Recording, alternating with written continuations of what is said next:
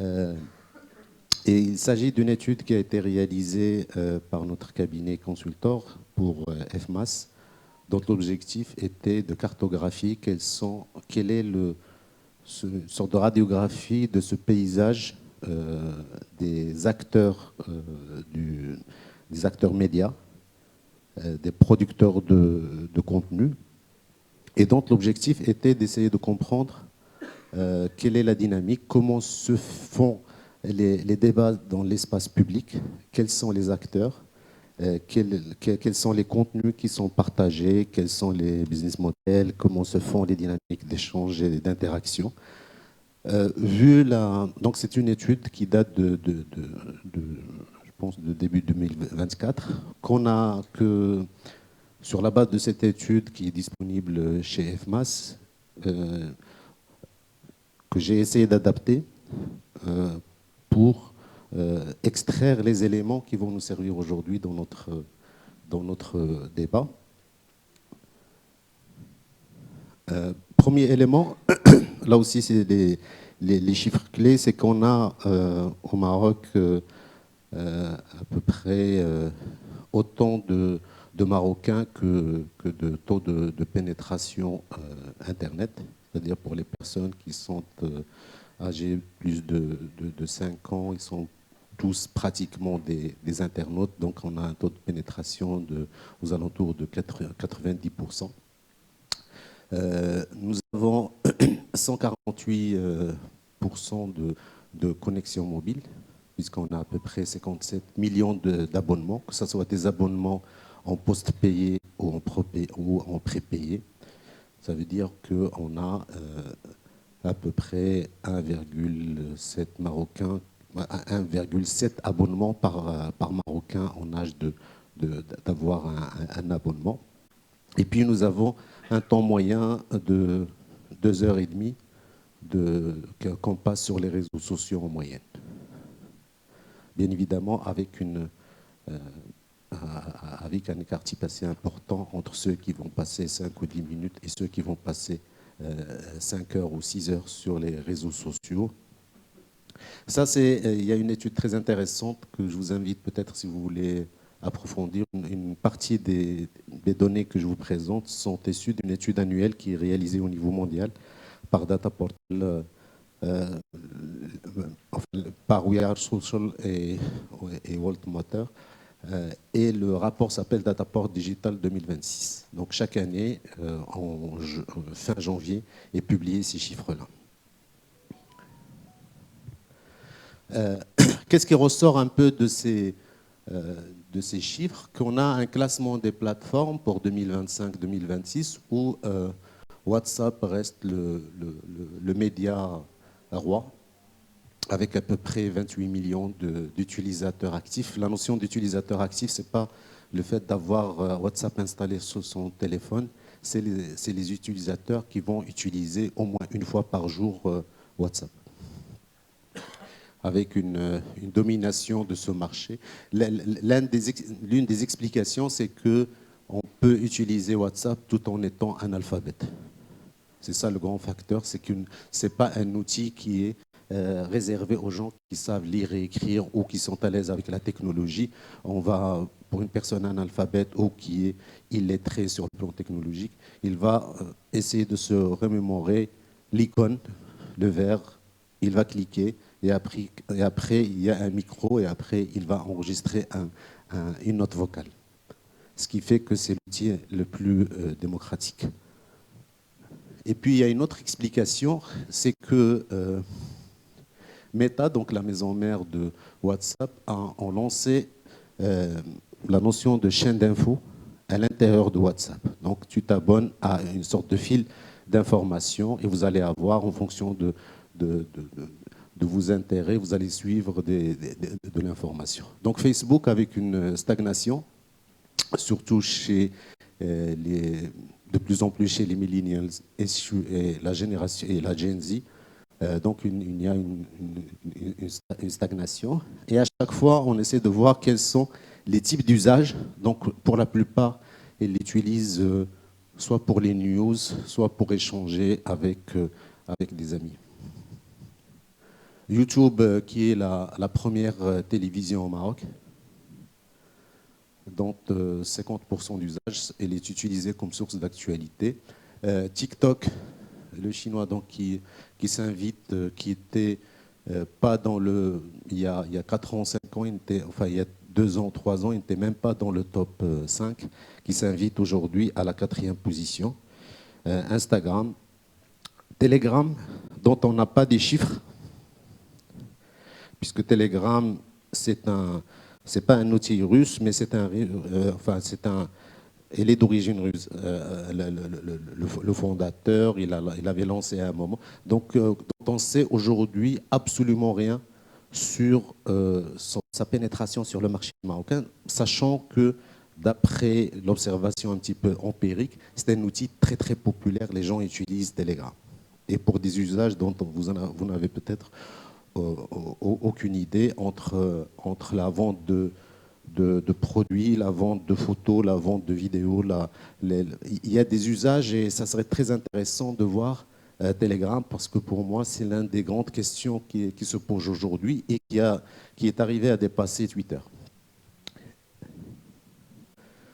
Ensuite, on a X qui est en déclin depuis, que ce soit en nombre d'utilisateurs ou en usage, depuis son achat par Elon Musk, qui reste un petit peu élitiste malgré tout, puisqu'on flirte toujours avec les 2,5 millions d'utilisateurs actifs au Maroc. Et puis le nouvel entrant, Meta, avec l'outil Threads, qui est encore nouveau, émergent, on ne sait pas comment ça va se dessiner dans le futur. Vous m'avez dit 10 minutes, c'est ça?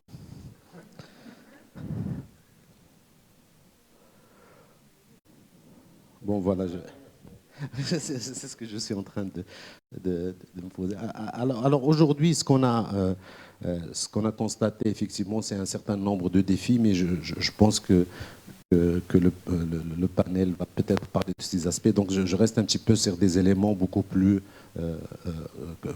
concrets. Les caractéristiques de ces nouveaux médias, c'est la communication bidirectionnelle, puisque les utilisateurs aussi peuvent créer, peuvent échanger, l'accessibilité, une sorte de participation citoyenne, la personnalisation, on va parler un peu des algorithmes, et puis la diversité des formats. Alors, on a essayé de voir dans la typologie des médias au Maroc.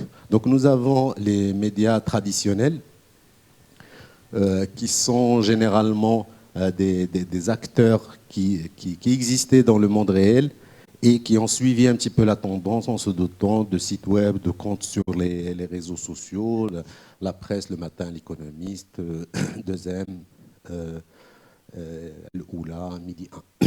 Nous avons les médias qui sont ce qu'on appelle dans le jargon les pure players. Je pense que c'est moi qui ai fait ça. J'ai fait de l'autosabotage.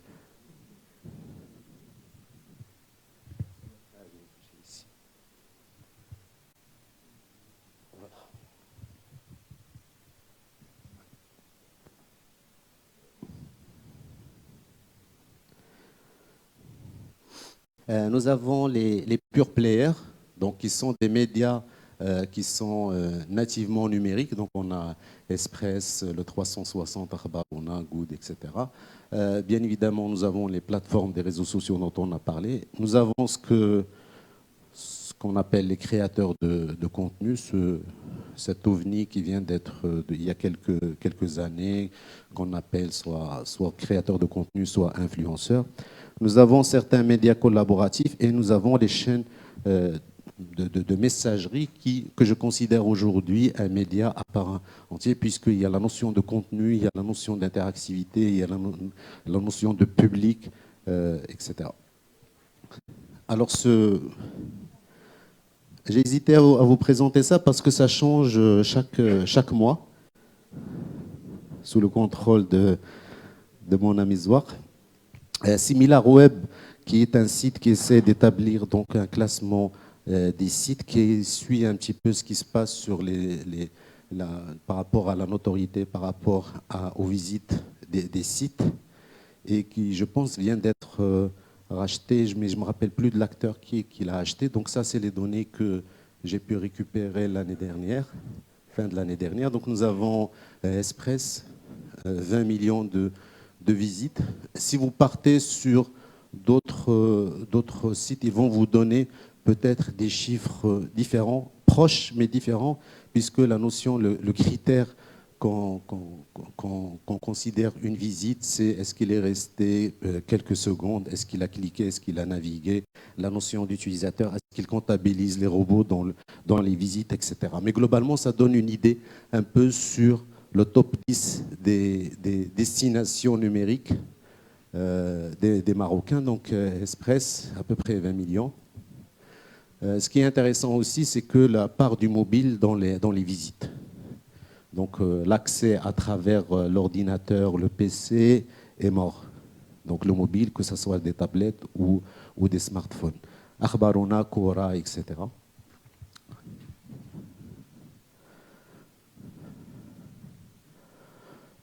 Alors, on distingue un petit peu le site web de l'acteur numérique.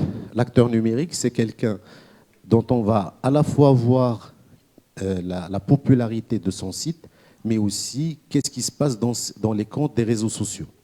Parce que ce n'est que comme ça qu'on aura une visibilité sur son impact. Le fait de dire que tel site a 1 million de visiteurs par rapport à un autre site qui a 500 000, mais si vous ne voyez pas ce qu'il fait dans les partages des médias sociaux, vous n'aurez jamais une idée globale sur le vrai impact qu'il a.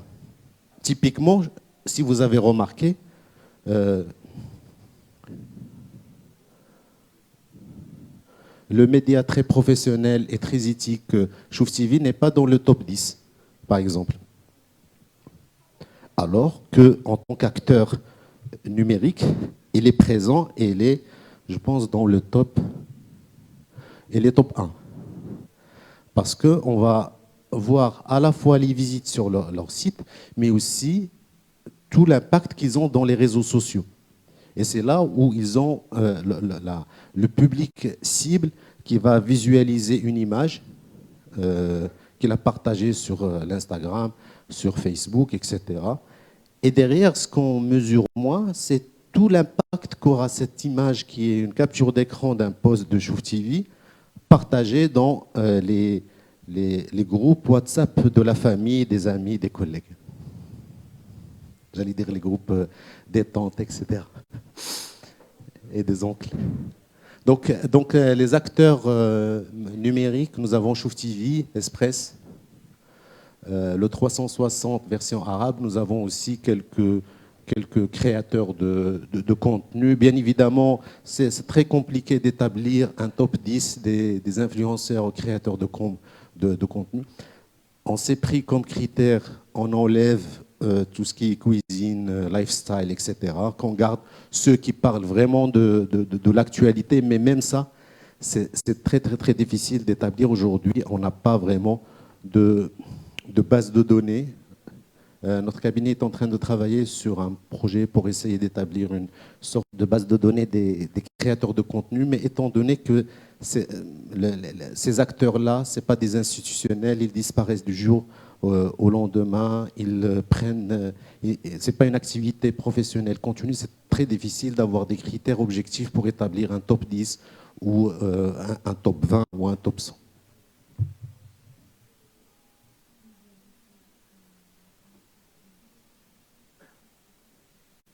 Alors, je disais tout à l'heure, les chaînes WhatsApp, les canaux Telegram et Meta commencent à avoir un nouveau front. Est-ce que c'est ce qu'on appelle le web invisible par rapport au web visible, qui sont les sites d'information ou les comptes dans les médias sociaux dont on peut établir des critères objectifs de statistiques.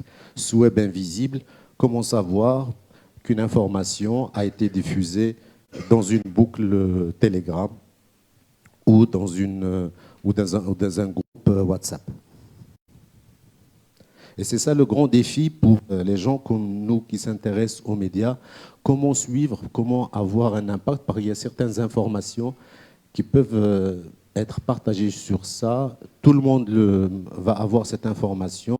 On ne sait pas qui l'a créé, pour quel besoin, etc. Ce n'est pas passé par une rédaction de journalistes professionnels dont le métier est de traiter l'information, de la qualifier avant de la publier.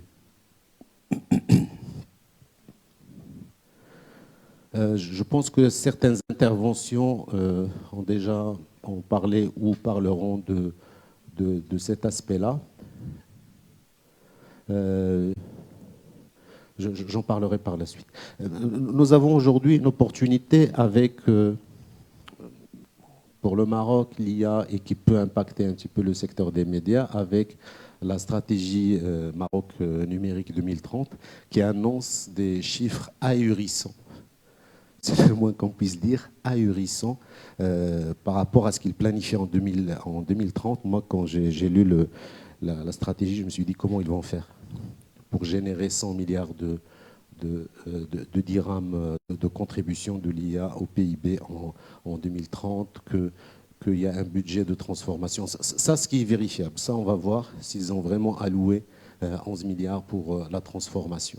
Il y a un certain nombre de projets qui sont en cours, dont le passage à un niveau industriel reste encore. Ça, c'est pour le moment, pour moi, c'est des annonces sur l'introduction de l'IA.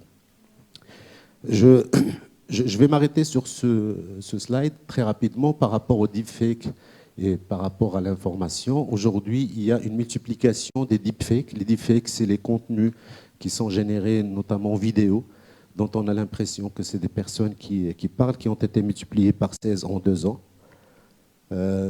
D'après une étude, il y avait à peu près 8 millions de deepfakes en circulation, largement publiés. Nous avons une croissance annuelle prévue de 900% de croissance annuelle de production de contenus qui sont fake. Le dernier forum économique international mondial avait classé la désinformation comme un risque mondial majeur et face auquel on n'est pas préparé. Et ce qui, là aussi, démontre l'importance des professionnels de l'information et des médias parce que c'est le rempart entre le public et ces contenus-là. Parce que sinon, on sera submergé par l'information. Il y a quelques indicateurs qui sont intéressants. Par exemple, en 2025, il y avait à peu près sur les réseaux sociaux, en moyenne, 20% des comptes qui sont des bots et 80% qui sont des humains. Pourquoi il y a 80% d'humains? Parce qu'on n'a pas la preuve que c'est des bots, parce que sinon la proportion est beaucoup plus importante. Mais 20% des comptes que vous voyez sur vos fils, c'est des bots. Ça, en général, en termes de compte. Maintenant, quand il y a une campagne, quand il y a de l'interaction, c'est 1 sur 3 des comptes qui sont faits, qui contribuent généralement au hashtag et quand ça chauffe. Et puis, dernière statistique, c'est qu'à peu près 50% je pense en 2025, c'est ça. En 2024, la moitié du trafic mondial sur Internet était généré par des bots.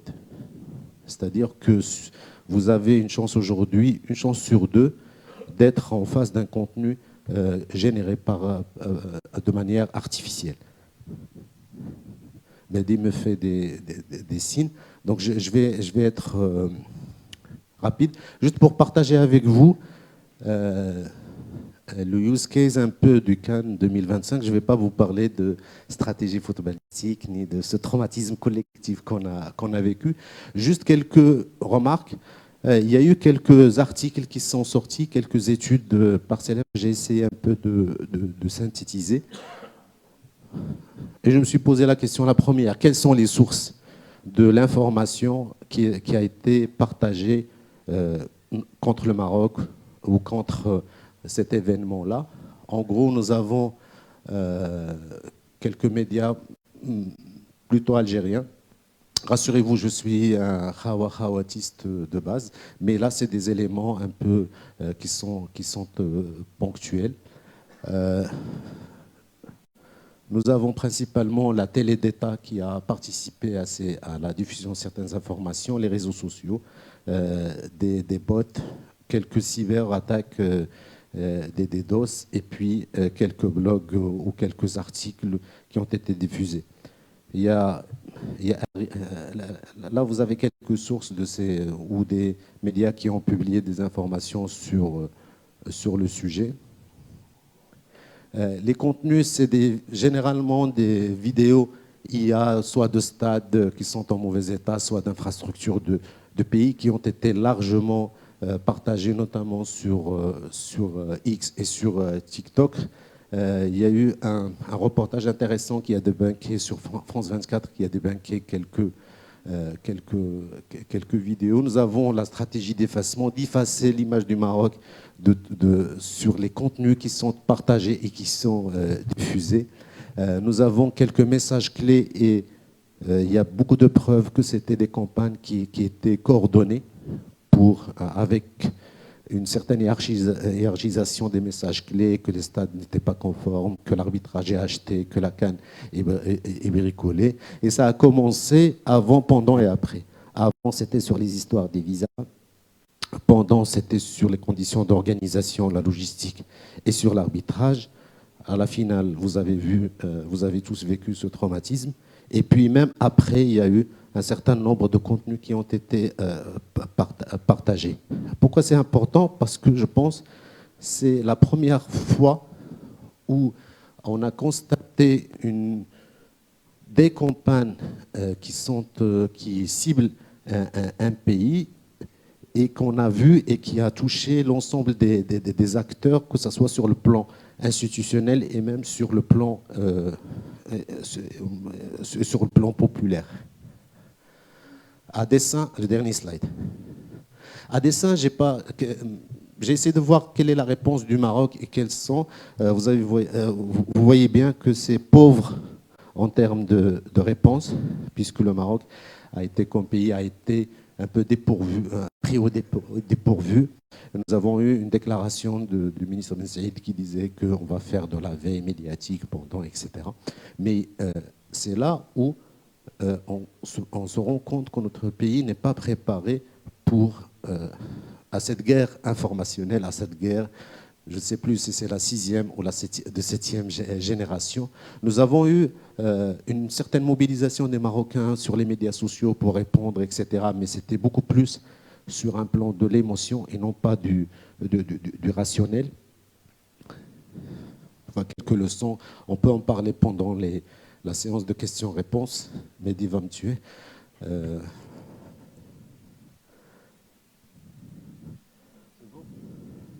Si tu permets juste ça. Dernière minute.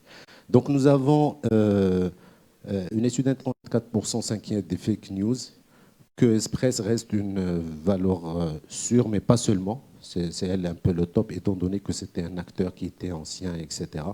Que 6% font confiance aux créateurs de contenu influenceurs. Ça, je pense là, c'est une erreur. C'est ça le chiffre.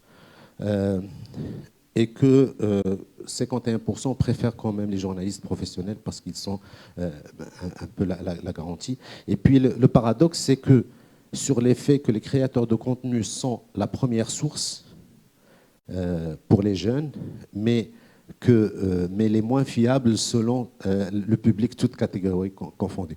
Et je vous remercie.